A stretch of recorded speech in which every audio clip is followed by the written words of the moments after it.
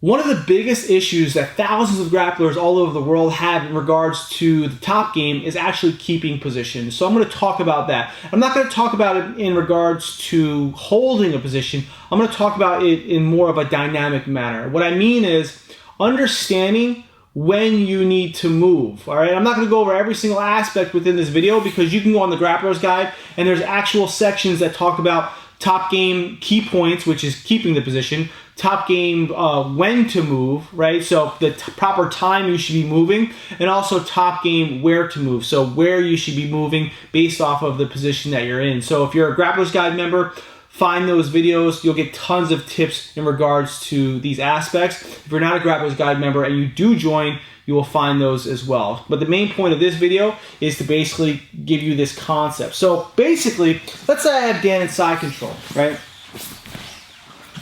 I have him in side control position. I'm doing the best I possibly can to keep my position. So I'm trying to work a shoulder of justice on him. I'm trying to keep a nice, good, strong body control. I'm trying to block his hips, and I'm also trying to keep my head down. The only reason my head most of the time is up in videos is because I want you to be able to hear me better, but ideally I want my head down. So I'm doing these things, but sometimes I make mistakes, or sometimes he does things that basically gives him openings. So let's say, for example, I did accidentally lift my head up and he takes his left arm and brings it underneath my head.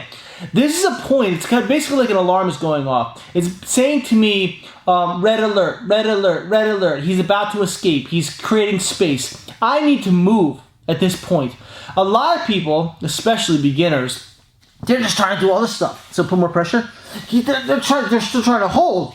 But they're spending so much energy and they're wasting so much time in regards to holding this position that they can just change their position.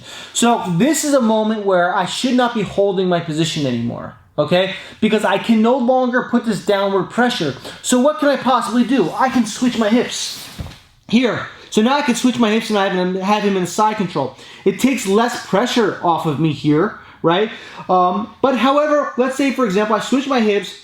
It keeps me on top even for a little bit longer, but this pressure is still bothering me, right? It's still bothering me here. It's not working out for me. And if he pushes me too much, he's going to push me over. He's going to throw his leg over my head, and then basically end up getting out that way.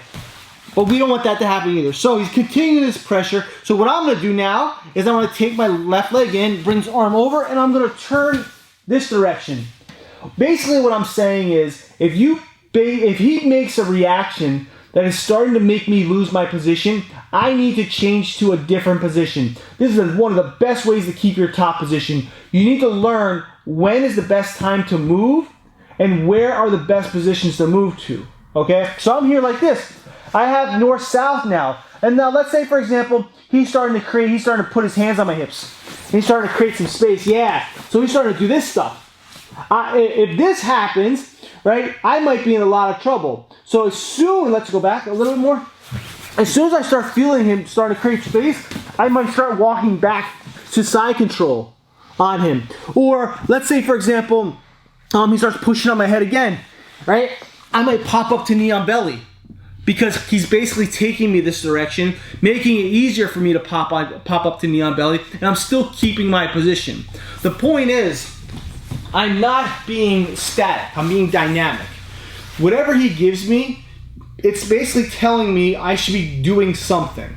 So if he's doing an escaping movement to where I don't feel comfortable holding my position anymore, that is him communicating to me, even though he's not doing it on purpose. He's saying, you should move now and you should go this direction.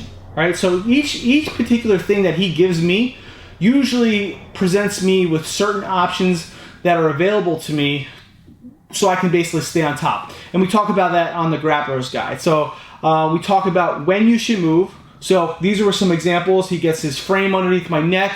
It's telling me I should move at that moment. Where I should move, he had the frame underneath my neck, so it's telling me I could possibly move to scarf hold, or I could possibly move to the knee on belly position, or maybe even some other position as well. But the point is that you need to work on these things. Let's say I had to mount on him, right?